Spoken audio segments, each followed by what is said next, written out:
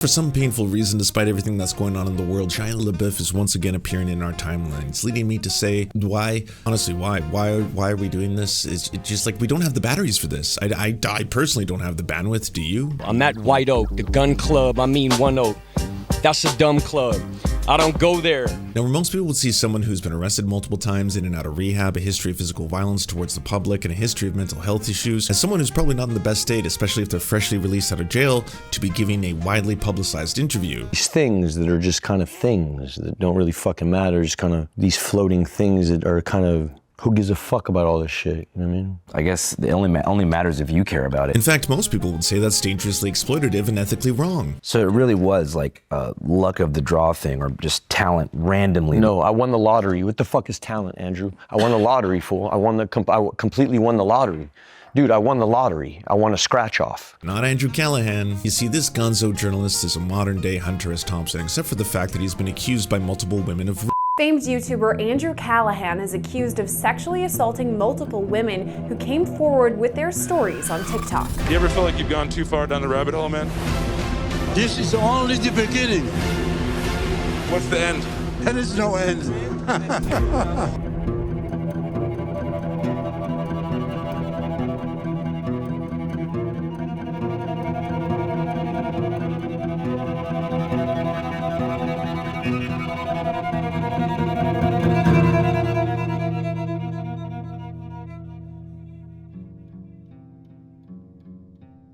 It was bad enough having to stare once again at this disgusting creep's face and wonder why he's treated as anything other than a liability in progressive or left-wing spaces. But then bloated Z-listers like Kevin Sorbo and Lauren Chen stated publicly that Shia LaBeouf admitted to the world that he was sexually molested by men as a child, when he didn't say that at all. I'll be honest with you, big gay people are scary to me. What do you mean? When I'm like standing by myself and 3 gay dudes are next to me touching my leg, I get scared. Mm-hmm. I'm sorry. If that's homophobic, then I'm that. Yeah. Does that happen a lot? No, it just happened one time. Recently? Well, that's why I got arrested. Oh, okay. Yeah. So you were sort of being groped and surrounded. So fucking weird to make up something like that when the video is there for anyone to see. It's especially fucked considering Shia LaBeouf has stated emphatically in the past that he was raped by a woman. And not only did the right not believe him, but he was openly mocked for it.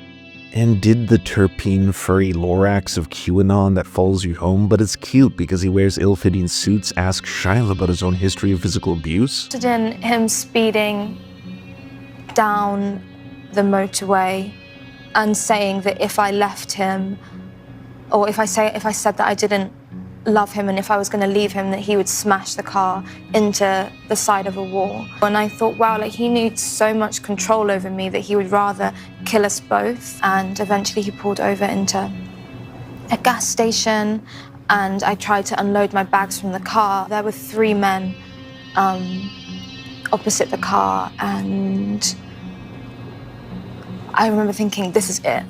I was like, this is it, I'm done, like I can't do this anymore. And he picked me up and he threw me against the car and started strangling me. And that's when I realized I need to get help to get out of this relationship. How she claimed that he forcibly gave her an STD without her knowledge?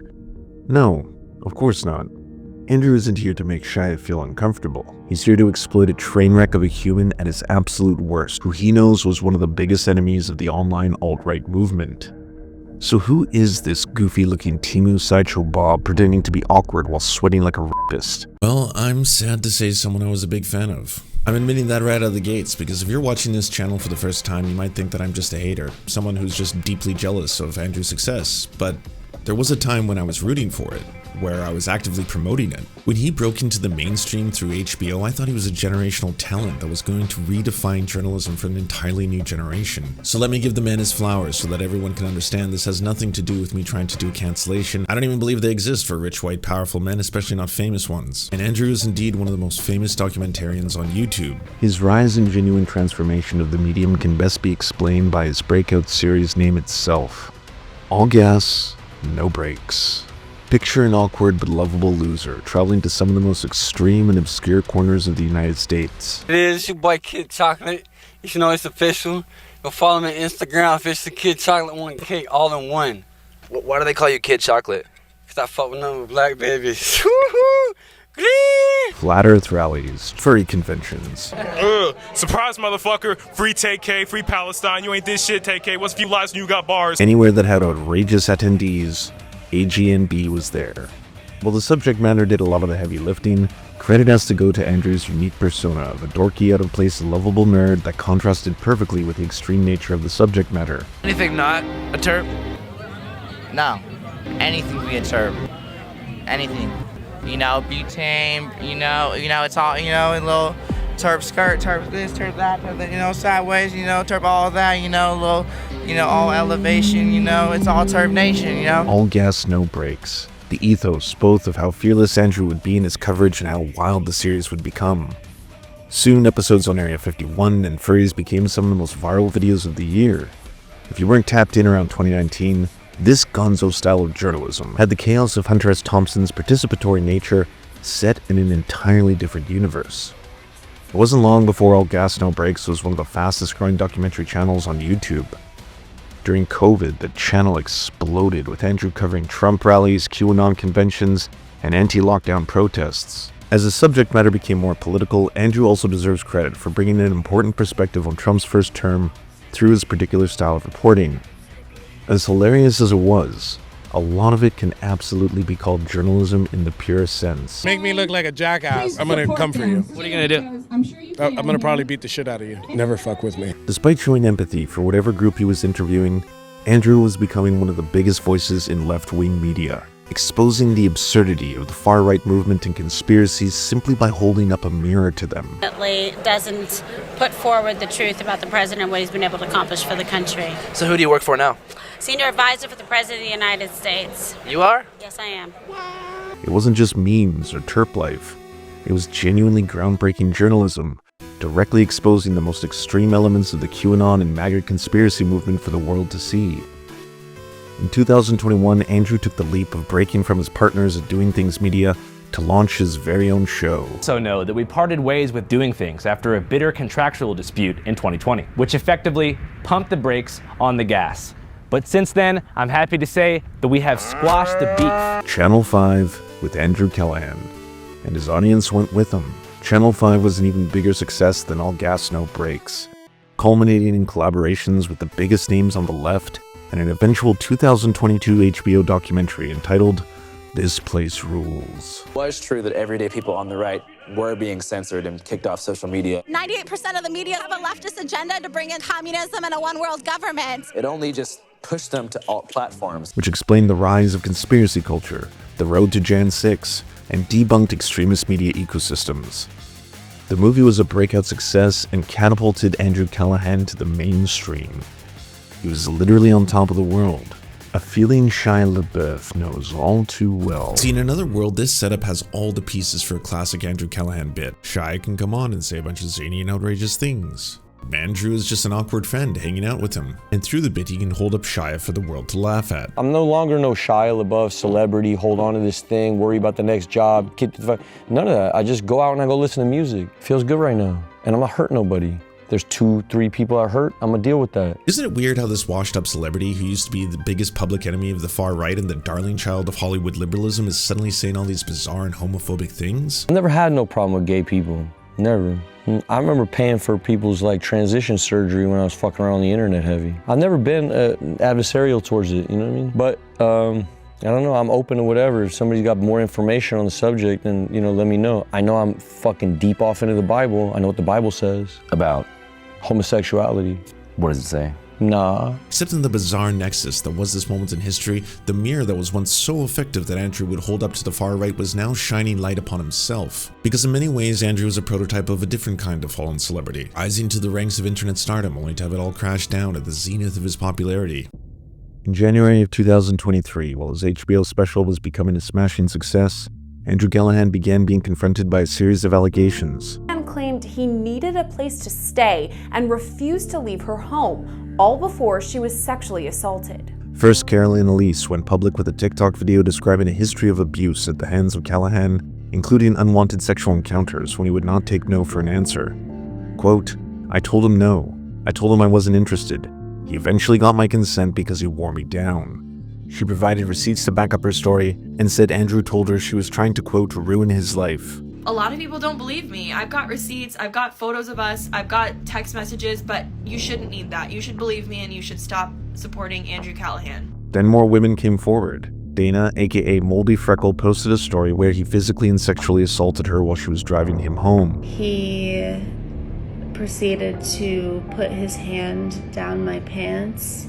I told him to stop. I told him to get off of me multiple times. This led to older accusations that were made towards Andrew Callaghan resurfacing as far back as 2020 and 2021 that were never taken seriously at the time. This is a message I got about a year ago from someone who said that he has been known to associate with underage girls. This is the story from the same person of her experience. You can pause to read any of this stuff. This is about how he was canceled on his French Quarter confession show when he went to Loyola because of the same sorts of allegations. You can pause to read that. Just another story. He's got a list of women who he gets to give him head. Another instance of sexual assault. And I'm keeping these people private, and they've all consented to me sharing their stories. And I'm doing so because I've already put my face out there. I'm already getting all the hate. It is what it is at this point. I want to say that we believe these women that came forward and of course totally condemn the type of behavior that Andrew's being accused of. Which might explain why today people are quick to dismiss the totality of his accusations as one of he said, she said.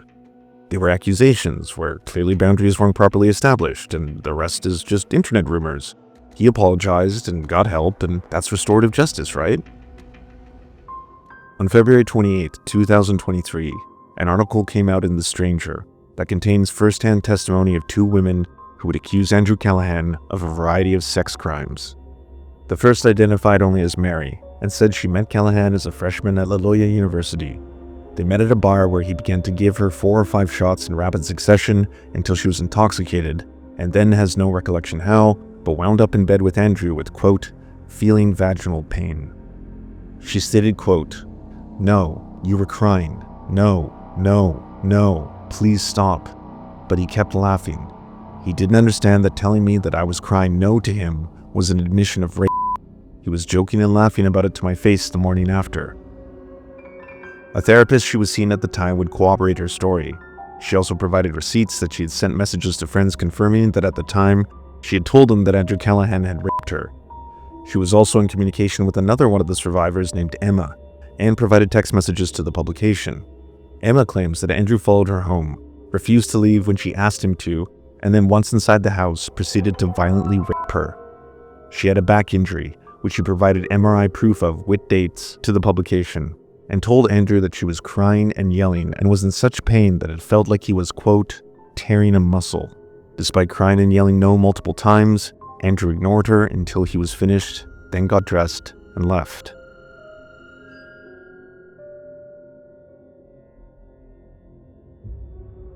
Despite the fact that this article is still up and available for anyone who wants to read it, most people today have no idea how bad the accusations against Andrew Callaghan are.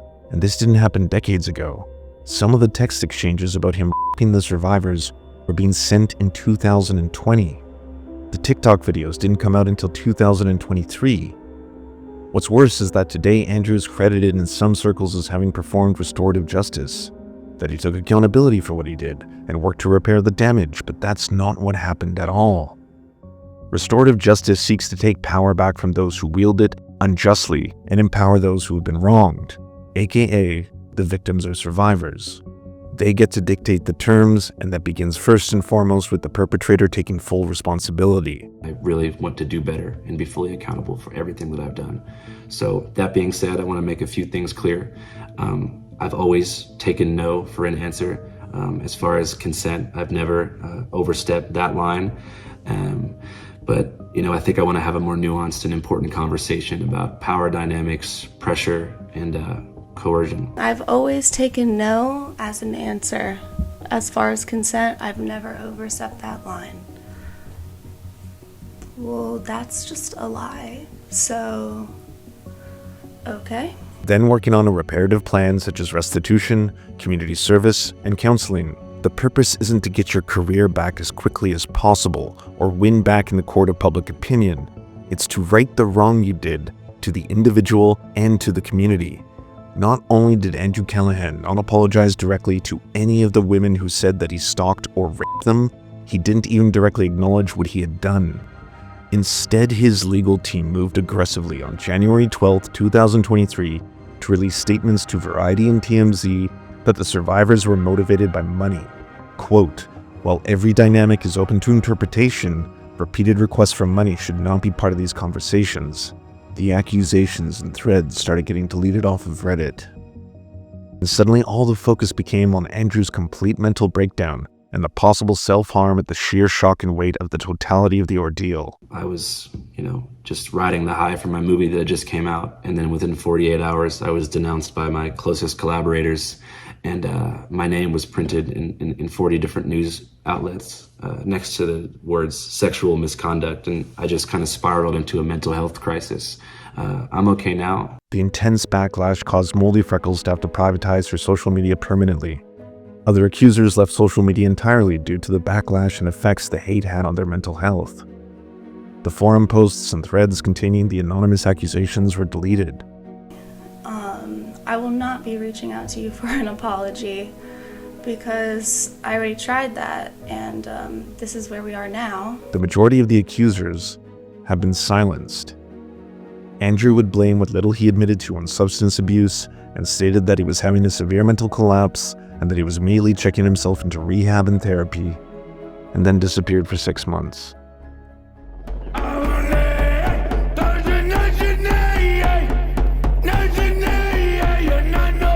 Typically, Native Americans wear headdresses where they have to earn all the feathers. This is not something that I was given by a Native American tribe or anything like that, but I do certainly believe over the course of my 10-year shamanic journey, I've earned my feathers. Which leads me to say, what are we doing here? No, seriously, what the fuck are we doing here? We're living through an age where for the first time a substantial amount of evidence about a billionaire pedophile network that was trafficking children and abusing women internationally has been exposed for the world to see, and the question that keeps getting asked over and time again, why didn't anyone say anything? Why didn't anyone do anything? How did this go unnoticed or unchallenged for so long despite the fact that there was so many people involved at every single level? Which is really fucked up because women were saying something. They were ignored, or silenced, or discounted, or in some cases potentially even killed. Jeffrey Epstein was convicted of solicitation of prostitution with a minor in 2007, which means that every single person who was doing business with him, hanging out with him, or even going on dinosaur bone hunting expeditions with him, knew full well the entire time that he was a pedophile. With R. Kelly or Harvey Weinstein, how many women had to come forward before people started believing them? While his mainstream success got derailed by the scandals, his online presence only expanded. The paltry 100,000 subscribers he lost during the height of the scandal was nothing compared to the millions he gained afterwards. He's now interviewing some of the biggest politicians in the United States, some of whom are presidential hopefuls. Cancellation, in the framing that most people online think the word means, doesn't exist, and it especially doesn't exist for rich, powerful white men. And sure, there are some corners of the political aisle that are completely fine with pedophiles, rapists, and abusers. Donald Trump is the president of the United States, and he appears in the Epstein files over 1 million times. But who gives a fuck if the grossest people imaginable have no standards? It makes sense. It's part of what makes them fucking gross. You gotta make amends. First thing you gotta do is you gotta say what you did. Then you gotta say how it's never gonna happen again. And then you gotta show and prove. What do you think's the best way to show and prove after something like that? Be looked up to as some type of idol. That is what has made this time even harder than any other time that I have been assaulted, molested, or abused at some point.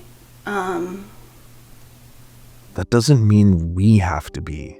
We can choose to be less shitty at any given moment, like even right now. I wrote this script as someone who absolutely loved Andrew Callaghan's content. I watched every single episode of his show, multiple times, especially when I was feeling down. They offered some of the best laughs when the world was really scary during COVID. I put it up there with the Eric Andre show and Tom Green tier for IRL comedy, while simultaneously being novel by bringing significant journalistic chops to the table. When the first accusations came out, I wasn't rushing to cancel the dude.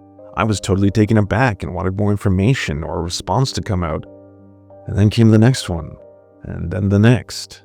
And by the time the anonymous online stories were resurfacing, I knew something was really fucking wrong. And with charges those serious, one hell of an explanation was warranted. Fans like myself deserved it. We helped prop up his rise. We shared his videos with friends, we watched them on repeat, and the whole time he was abusing his power in the worst ways imaginable. But he never addressed the accusations of forcing himself upon women or shoving his hands down their pants. He never addressed the stalking a woman home or violently raping another. Because on one hand, I'm not opposed to restitution being part of a private accountability process for real abuse. You know, like if you've hurt someone to an extent that it took them out of work or something, like I think they're entitled to some money.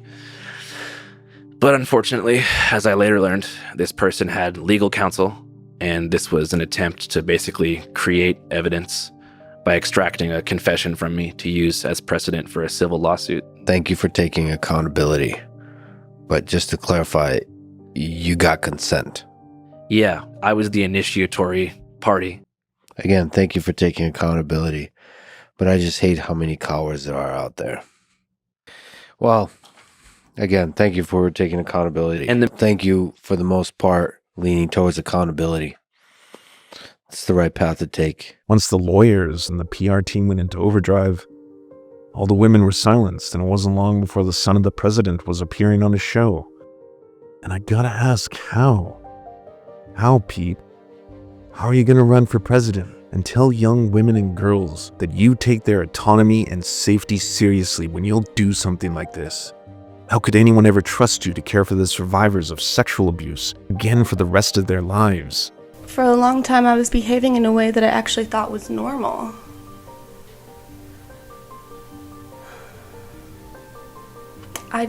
Okay, well, I honestly don't know what you think is normal about someone begging and pleading for you to stop and to get off of them. If I'm going to be accused of virtue signaling no matter what I do in this video, then let me signal my virtue. We owe it to the victims of sexual abuse and violence to stop giving a pass to unapologetic serial rapists. In this case, it's as easy as saying, I'm not gonna fuck with this person anymore. And why should I? He doesn't respect his audience or fans or me or you. If you have friends who like him, that doesn't inherently make them bad people, but if one of them sent me one of his videos, I'm gonna tell him, here's why I don't fuck with him. If we turn the mirror back on Shia, the picture comes completely into focus. Hurt people hurt people. He opened up about some of the most grueling experiences of his life. Everything I'm saying is nonsense. It's Mardi Gras, you know? But it sounds like this complex is maybe something that you noticed for a long time. I mean, maybe, bro. I mean, my dad was raped by his cousin, so he was in my ear all the time. I don't know, maybe I am. Who the fuck knows, bro? I'm open to whatever somebody wants to say. And is himself the victim of physical and sexual abuse. He never said he was abused by gay men as a child. But even if he did, that doesn't excuse his own history of abuse. And FKA Twigs is still speaking up as a survivor to inspire others to be as brave as she is. There's a shitty system hurting everyone, and we all play a role in it on some level whether we like it or not. Completely erasing multiple victim stories or having them harassed into silence while pretending like nothing happened makes each and every one of us complicit. Andrew Callaghan has to answer for what he's done, and until he does, this will be the last time I ever watch Channel 5 again. This behavior, it's not normal. I mean, I guess it is normal. It's widespread. It shouldn't be, though. I just want people to understand that and to know that and take that into consideration.